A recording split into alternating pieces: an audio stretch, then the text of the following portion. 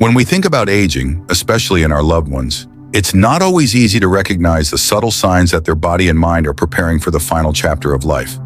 This journey can be filled with uncertainty and emotional complexity. Today, we're going to talk about 5 important signs that often appear in the last year of life for many elderly people. These signs can help families and caregivers understand what's happening beneath the surface and provide the kind of care that honors comfort, dignity, and love. Let's explore these signs together, step by step. The first sign we'll discuss is significant weight loss and extreme fatigue. Now, when someone begins to lose a lot of weight without trying, and they seem tired all the time, it's not just about getting older. Their body is slowly starting to shut down, and these symptoms are often a clear indication of that process. It's important to understand that this weight loss is usually more than just a loss of appetite or forgetting to eat. Their metabolism is changing, and their muscles might be wasting away because the body's no longer able to absorb nutrients or convert food into energy efficiently. Families might notice clothes becoming loose, their loved one's face looking thinner, or that they are less interested in meals. Along with this, the fatigue becomes overwhelming. Simple tasks like getting out of bed or walking across a room require much more effort than before. Even when they try to push through, their energy levels seem to drop quickly. This isn't a matter of willpower. It's the body conserving energy because it knows resources are limited. What can be hard to accept is that encouraging more food or activity might not make a big difference. In fact, pushing too hard can add stress. Instead, focusing on comfort, offering small, easy-to-eat meals, and allowing rest when needed is often the best approach. Remember, this sign signals a deeper shift happening inside the body, not just a temporary setback. The second sign to watch for is extreme cognitive decline. This goes beyond occasional forgetfulness or confusion that many people experience with aging. It means the brain is slowing down more dramatically. Memory lapses become more frequent, and the ability to communicate or respond appropriately to situations diminishes. You might see your loved ones struggling to find words, repeating themselves, or seeming lost even in familiar places. Emotions might become harder to read. Someone who was once expressive might seem distant or withdrawn. This can be especially painful for family members, as it may feel like they are losing the person they knew, even while that person is still physically present. This isn't a failure or something they can control. It's the brain adjusting as the body prepares for its final phase. The best thing you can do is meet your loved one where they are. Speak softly, offer reassurance, and avoid trying to correct or force conversations that they can't follow. Even if they don't respond, your presence matters deeply. Quiet moments together can be some of the most meaningful. Now let's move on to the third sign: frequent infections and slow healing. As the immune system weakens, it becomes much easier for illnesses like colds, flu, and urinary tract infections to take hold. What once were quick recoveries turn into prolonged battles. Cuts, bruises, or pressure sores may not heal as they should, and wounds can reopen. This is because the body's ability to repair itself slows down as circulation and organ function decline. These infections might not always show typical symptoms like fever. Instead, an infection might first appear as increased confusion, lethargy, or loss of appetite. For caregivers, it's vital to recognize these subtle signs early to provide the right support and comfort. When you see these infections happening again and again, it can be really frustrating.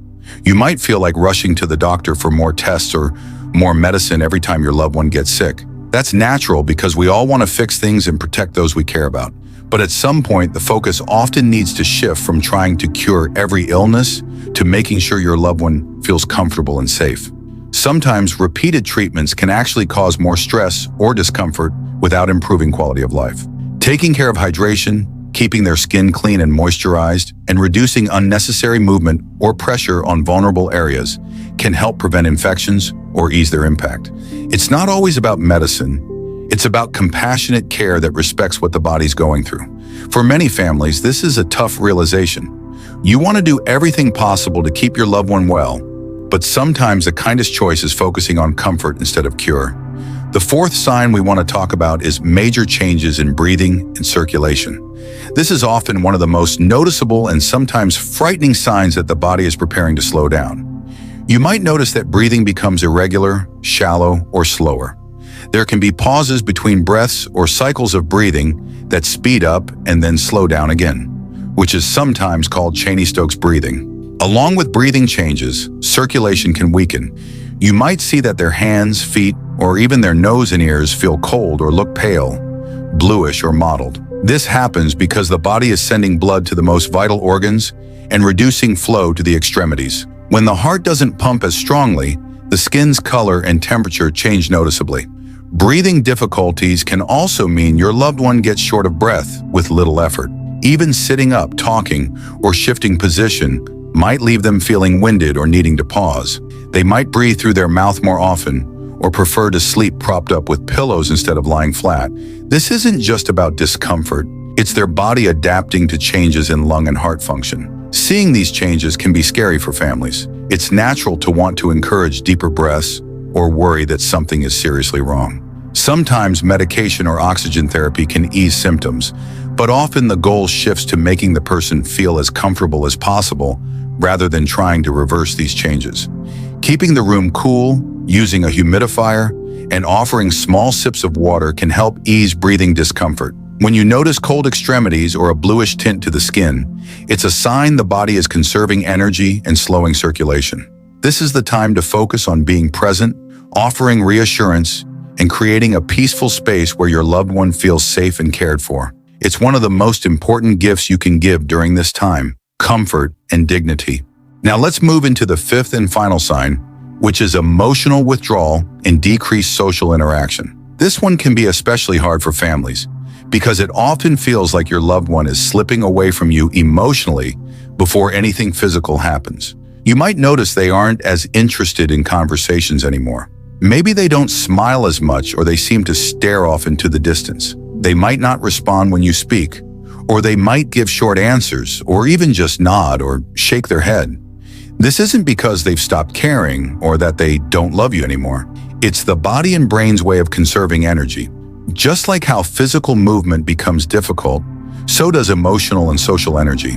Holding conversations, responding to jokes, or engaging with people, all of that takes more energy than we realize. So if they begin pulling back, it's usually not about sadness or depression.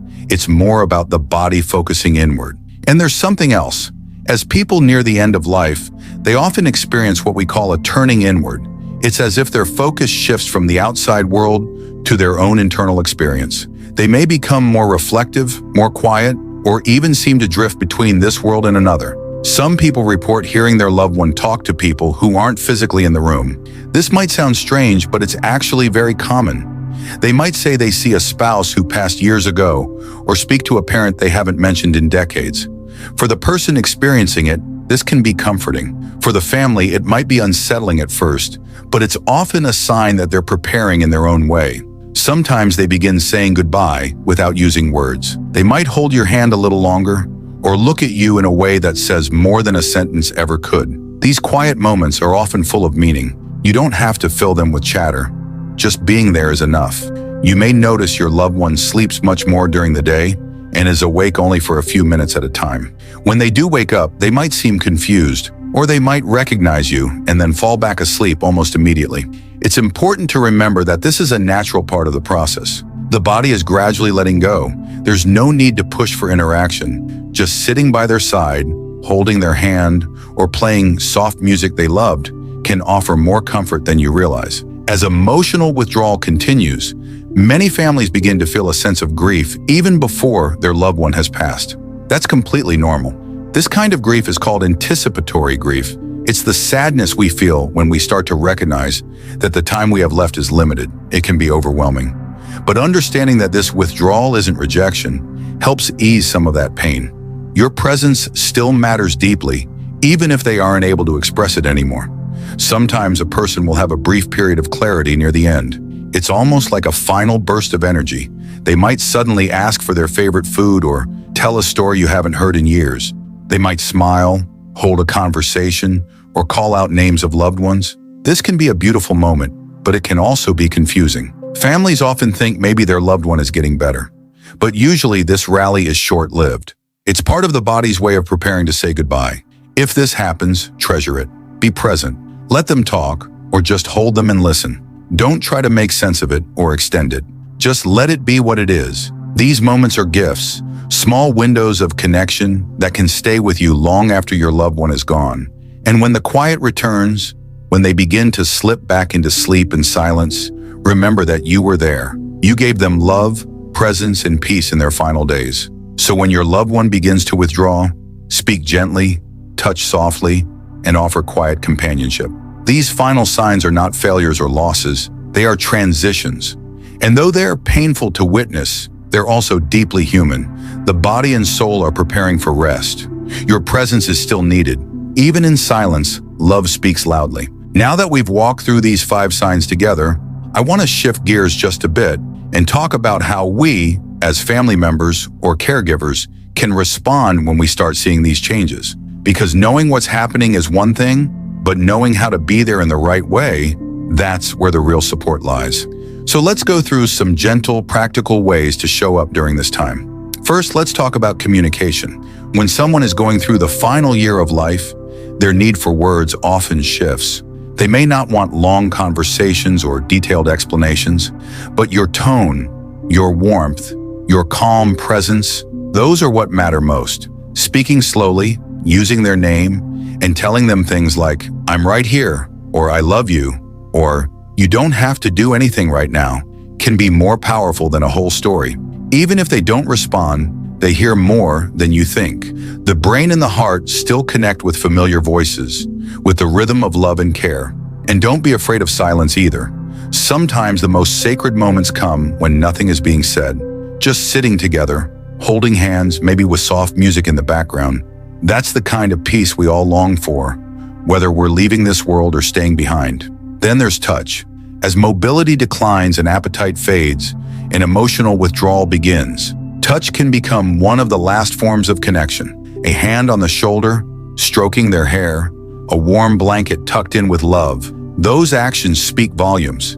They say, "You matter, I see you, I'm here." You don't need to fix anything. Your presence alone is the comfort. And if your loved one becomes less responsive or stops talking altogether, remember this: hearing is often the last sense to go. Keep speaking softly, kindly. Share memories, even if you're the only one talking. Say the things you want them to hear. It helps you too. It gives you closure. It reminds your heart that you didn't hold back your love when it mattered most. Now let's talk about your own heart. Watching someone you love show these 5 signs: the fatigue, the eating changes, the changes in breathing, the emotional withdrawal. It takes a toll. It's okay to feel overwhelmed. It's okay to cry, to feel angry, to feel helpless. There is no perfect way to walk through this, but taking care of yourself isn't selfish. It's necessary. Give yourself time to rest. Let someone else sit with your loved one for a while. Eat something. Step outside. Breathe. You can't pour from an empty cup. And remember, asking for help isn't a weakness. It's an act of love. Hospice workers, nurses, support groups, they're there not just for the patient, but for you. Use them. Lean on them.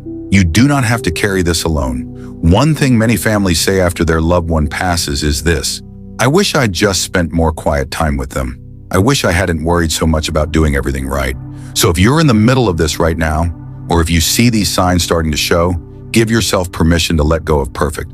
Just be there. Love them in whatever way you can. That's what they'll feel. That's what will stay with you. And don't be afraid of the stillness. As the body slows down and begins to release its hold on this world, stillness is not the absence of life. It's the presence of peace. It's a sacred kind of quiet.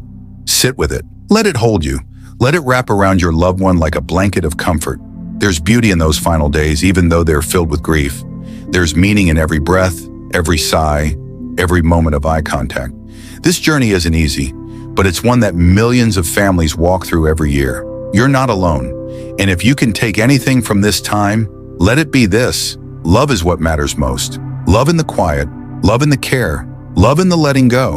And the love you give now in these final chapters will echo in your heart for the rest of your life. That love never leaves. So as we begin to close out this conversation, I want to circle back to something important. You are doing something deeply human, deeply powerful, just by being present. If you're noticing these 5 signs, even 1 or 2 of them, and you're here trying to understand what they mean, that says so much about your heart. You're not turning away from something painful, You're leaning into it, and that kind of courage is rare.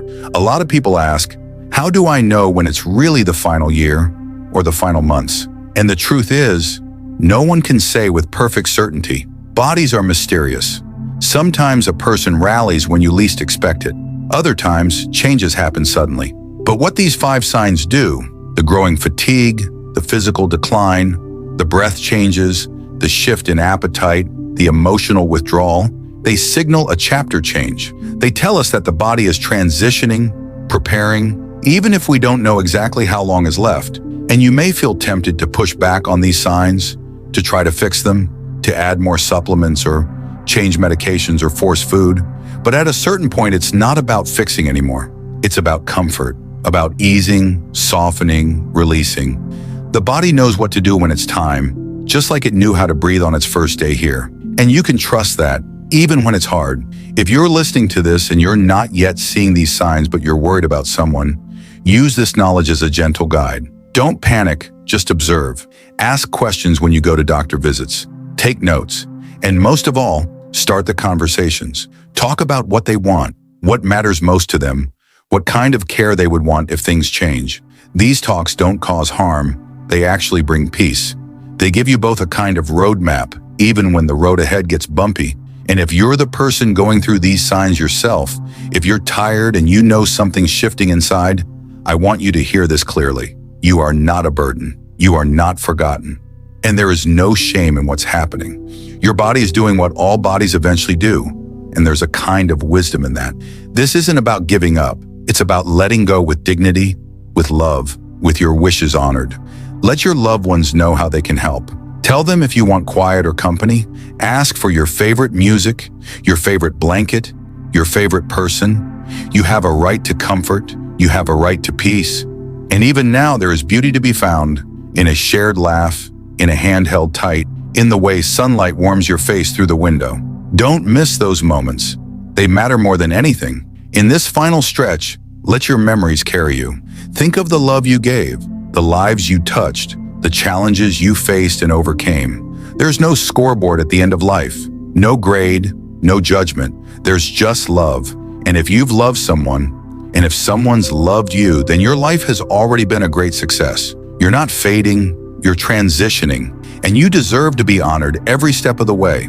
And for those sitting at the bedside or making meals or just trying to hold it all together day after day, you're seen too. You are doing holy work, even if it feels messy and exhausting. You're part of a sacred passage, one that we don't talk about enough, but one that every human being will face someday. And when it's your turn, you'll remember how you showed up now. That love, that presence, it will carry forward. So here we are. We've walked through the 5 signs. We've talked about what they mean, what to look for, how to respond, and how to care for your own heart in the middle of it all. And maybe now you feel a little less afraid, a little more prepared, or maybe just a little more seen in your own grief and uncertainty. And if so, I hope you carry that feeling with you. I hope you know you're not alone, because in the end, it's not about preventing death. It's about walking through it with grace. It's about knowing that your love matters, that your presence counts, and that saying goodbye is never easy, but it can be filled with meaning. This isn't just the end of a life, it's the closing of a story, and you get to help write the final chapter with tenderness, with care, with love. Thank you for taking this time to learn, to reflect, to feel. May it bring you peace. May it help you love a little deeper, listen a little longer, and live each day with the kind of presence that leaves nothing unsaid. Until we meet again, take gentle care.